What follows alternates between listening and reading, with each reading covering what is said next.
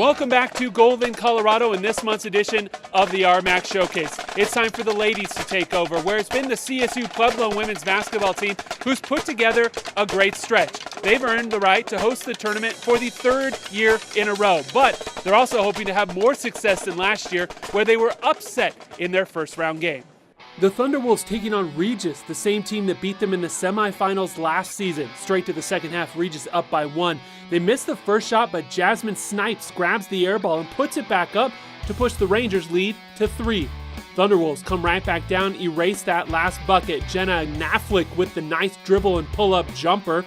She had 7 in the game.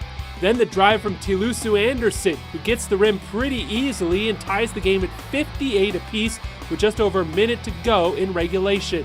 No team scores for the next minute, so with 2 seconds to go in the game, Molly Rohr is at the free throw line. She knocks down her only 2 attempts of the evening to give the home team a 2-point lead. So one final chance for Regis to pull off the upset once again, but this time, no magic. The shot is long. The Thunderwolves advance to the conference championship game by a final of 60-58.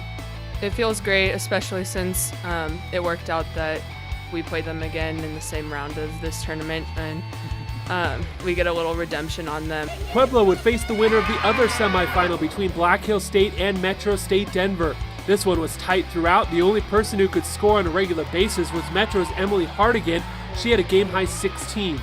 Black Hills was getting their scoring however they could. They hit the offensive rebound and put back here by Keely Bertram.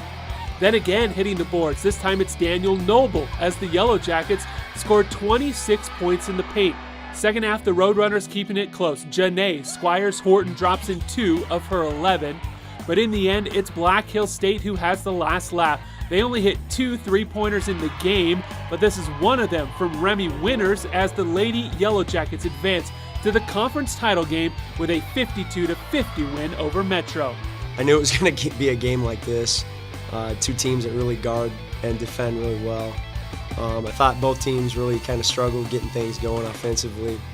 I don't think either team really found a groove, and it was one of those games that just was a grind for both teams. So it's Black Hills State and Pueblo in the championship game, and probably no real surprise, this was a close game as well. The Yellow Jackets go inside to Lindsay Rich, who gets the 2 to fall.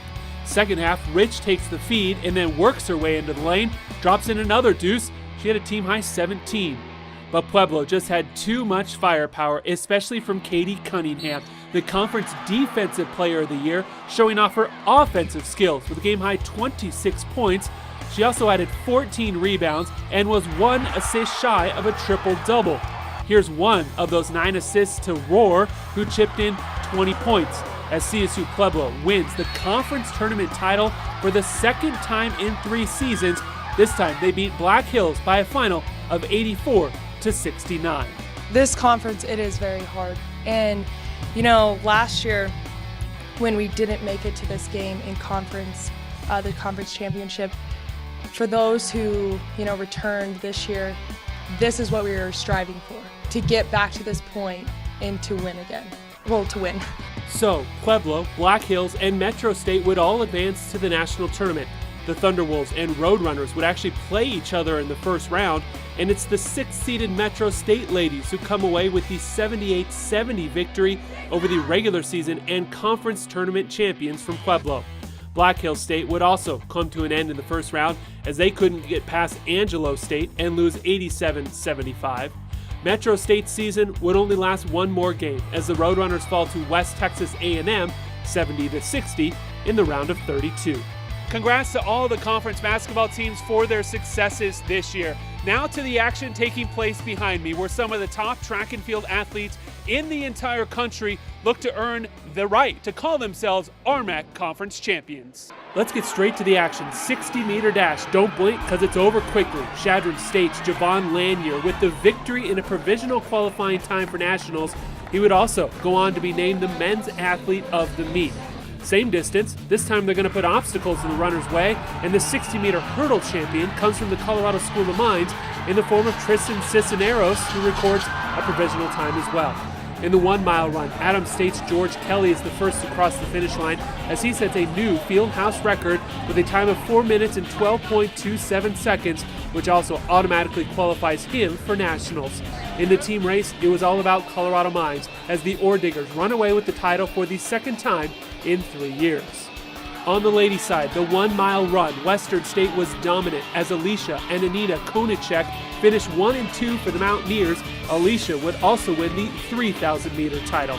High jump, Kayla Crow of UCCS was all over this jump of 1.65 meters to win the event championship.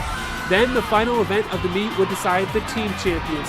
Western State would cross the finish line first, but the second place finish by UCCS was enough to give the Mountain Lions their first ever team title by 1 point over the Mountaineers. Crow was named the female athlete of the meet after also helping that 4x4 team finish in second. On the national scene, the conference took home 43 total first-team All-American honors, as well as 7 event national championships. Thomas Staines of CSU Pueblo wins the national title in the 800 meters, winning in a meet record of 1:47.23 seconds. Sydney Gitabuti of Adams State won both the 3,000 and 5,000 meter titles, breaking the facility records in both events. Colorado Mesa's Nolan Ellis won the pole vault event, clearing 5.25 meters. He also won the RMAC title in that event. The Mavericks earned another national championship in the heptathlon as Spencer Jarr recorded the most points. Adams State was the top team finisher, coming in third. On the ladies' side, Western's Alicia Konicek won 2 titles for the second year in a row as she stepped on the top of the podium in the mile and 3,000 meter runs. Western's distant medley team also took home first place, setting a new facility record. Western was the top ladies team from the conference, finishing second. We've hit halftime of this edition of the RMAC Showcase, but don't stray too far because we have some great action for you on the other side of the break. We'll be right back.